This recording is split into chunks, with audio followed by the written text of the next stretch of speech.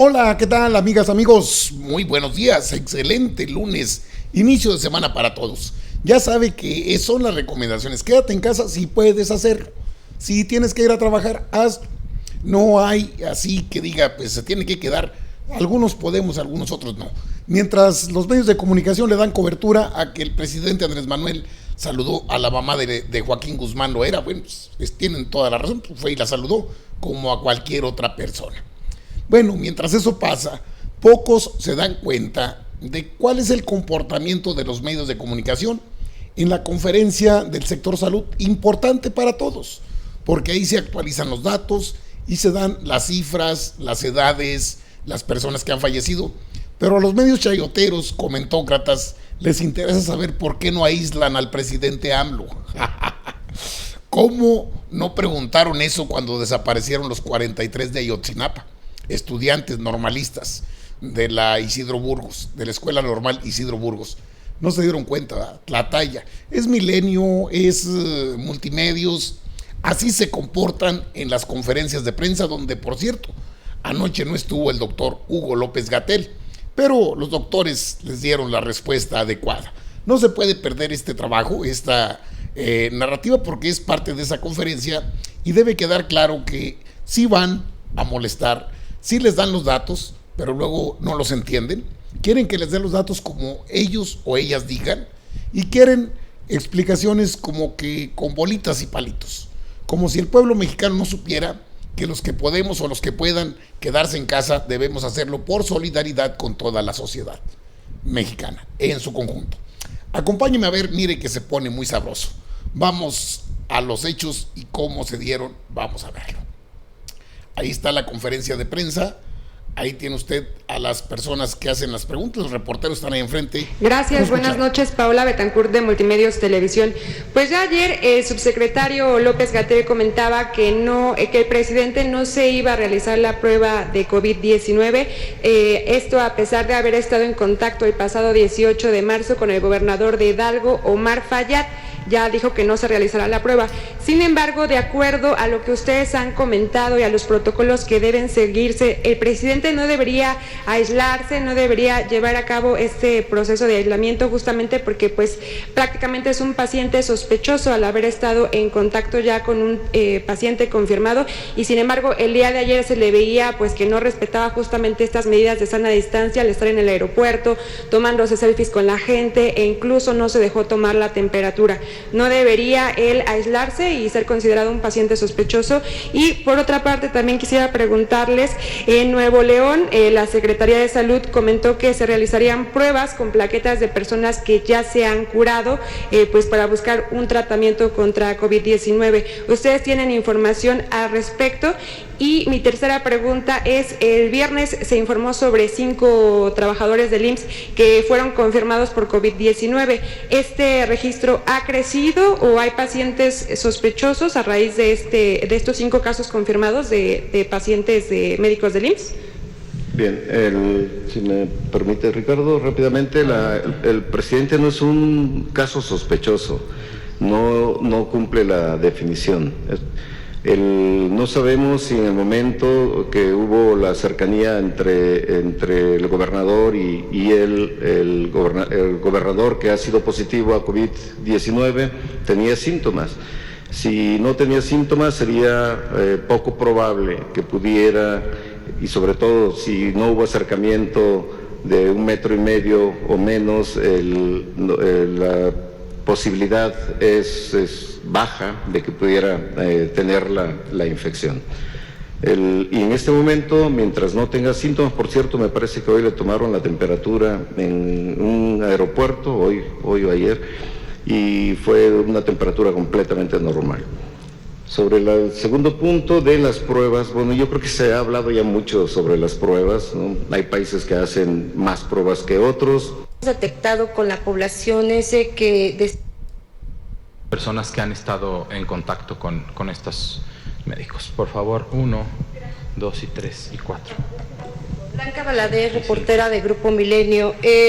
Algo que hemos detectado con la población es que decir estadísticas frías de 20 muertos y decir que hay más de 900 personas no les dice mucho. A mí me gustaría que nos dijeran quiénes son. No estoy pidiéndoles que violen la identidad de ellos, es como lo que antes hacían, que nos decían 20 años o 45 años, factores de riesgo y dónde. A mí me gustaría, digo, ya son 20 personas, pedimos la cadena desde creo que el octavo, si no es que antes. También de estas personas que no tienen antecedentes de viaje y que tampoco tienen contactos de importación, ya estamos hablando de 132 personas. Si nos pueden decir exactamente dónde quedan. Sé que tienen un portal interactivo, pero bueno, estamos hablándole a la sociedad. 132 personas que están, ¿dónde se están concentrando básicamente? Si nos pueden decir dónde están detectando estos focos rojos que nos estaba hablando también el doctor. Me gustaría primero que me contestaran esas dos preguntas y sobre el estado de poder o no, por decreto, obligar a las personas. Hay países como Austria que lo están aplicando, pese a que tienen cargando un historial de nazismo, fascismo, y que no quieren volver a caer en esos sistemas, ¿no?, totalitarios. ¿Por qué no hacerlo en México? Allá son 8.8 millones de personas, aquí somos 123 millones de personas, y afuera de Palacio Nacional hay un grupo danzante a todo lo que da bailando. Entonces, sí me gustaría que me contestaran puntualmente esas tres preguntas. Gracias. Creo que la primera,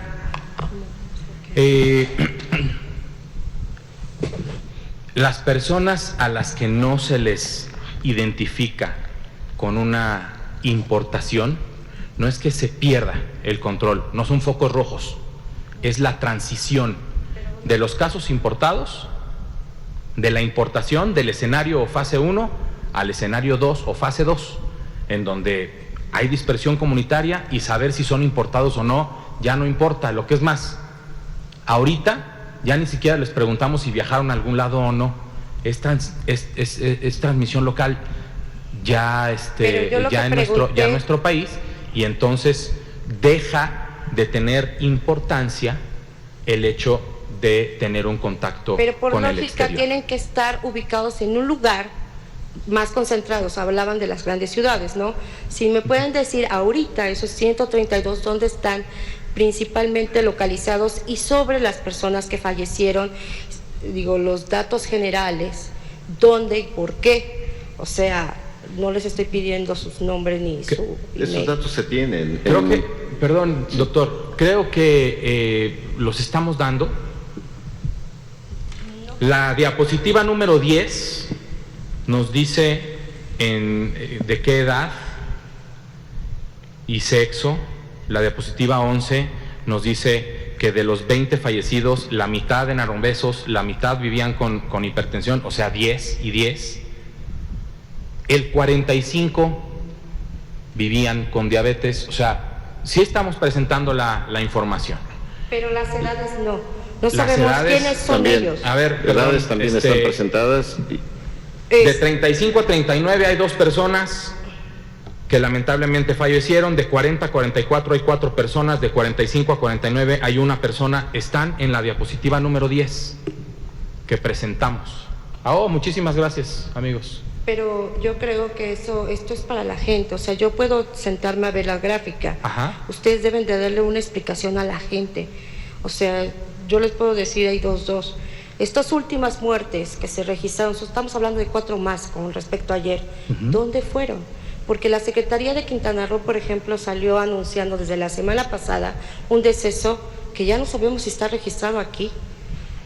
Por si nos pueden dar esos detalles. Todos los decesos que tengan una prueba positiva a COVID, a SARS-CoV-2, están aquí. Todos.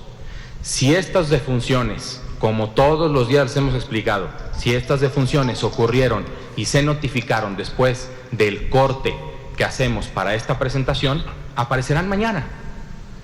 Transparencia total. Tablas, datos, transparencia total. ¿Ustedes aquí podrían hacer un esfuerzo de decirnos por cada caso las edades, el lugar donde fallecieron, porque no necesariamente tienen que ser de ahí, muchos pueden ser oriundos del Estado de México, de otras partes, y decirnos exactamente igual los factores de riesgo que llevaban, digo, no les, y si eran sexo femenino, masculino, uno por uno. Creo que esto también le daría visión a la gente de que son personas que pudieron haber sido sus familiares, sus vecinos, porque sí, definitivamente el mensaje creo que no está llegando a la población de quedarse en casa. Entonces parece que les dicen salte de casa, ¿no? Entonces, y si les decimos que está en la colonia X, no los de la colonia no Y van a decir nos vamos y nos salimos. No, pues por eso creo que el mensaje... Jamás dije, pedí... No por la colonia, yo digo por la ciudad, sí. Digamos. Si la mitad de las defunciones están en Tinguindín, Michoacán, la gente de la Ciudad de México va a decir, yo no estoy en Tinguindín, mi riesgo es menor. No. Este es el número de personas que lamentablemente han perdido la vida por esto. Tienen unas características para que la gente escuche y entienda que los que viven con hipertensión, que los que viven con obesidad mórbida, que los que viven con diabetes son los que mayor riesgo tienen de complicarse. No significa que los que no vivamos con esas enfermedades nos vamos a salir de casa. El mensaje es quedarnos en casa todos. Habíamos quedado que... Bueno, usted puede observar cuál es el grado de dificultad que encuentran los doctores que llevan las conferencias de prensa para actualizar los datos. Gente necia, que si el presidente es sospechoso, que mentira. Segunda mentira, que el presidente no se dejó tomar la temperatura, que sigue tomándose selfies, que no guarda sana distancia, que no les dan los datos. Le puedo presentar la conferencia completa y dieron todos los datos. ¿Por qué la insistencia? Es que a eso los mandan. Y decía yo, ¿por qué no preguntaron cuando Tlatlaya, cuando los 43 de Ayotzinapa, Aguas Blancas? Sí, Multimedios y Milenio. Las dos reporteras, pues queriendo atorar a los médicos. Creo que pensaron que porque no estaba Hugo López-Gatell podían hacer de las suyas. Ya se dieron cuenta que no es así. Esas son las cifras actualizadas del sector salud. La recomendación sigue siendo quédate en casa, si puedes hacerlo. Eso es lo más saludable. Pero si no puedes, tampoco te llenes de pánico ni de miedo. Si no es nada extraordinario lo que enfrentamos, es un problema mundial. No es porque sea de la 4T o no sea de la 4T. Claro que les duele mucho que no sea el prianato el que esté llenándose los bolsillos de dinero. Nunca tuvieron esta información con la influenza, se lo aseguro. Ahí cuando había chance les daban una conferencia de prensa. Nunca supimos el grado de contagio. Hasta el día de hoy, la influenza AH1N1 sigue presente en el país. Y nunca hubo información como se presenta al día de hoy. Condiciones diferentes, quizás, pero de que van con la intención de atorar a los médicos, también es cierto. Ahí tiene los hechos. Para empezar el día, hoy ya es lunes. Que tengan excelente inicio de semana. Amigas, amigos, nos vemos en la próxima. Órale pues, nos vemos.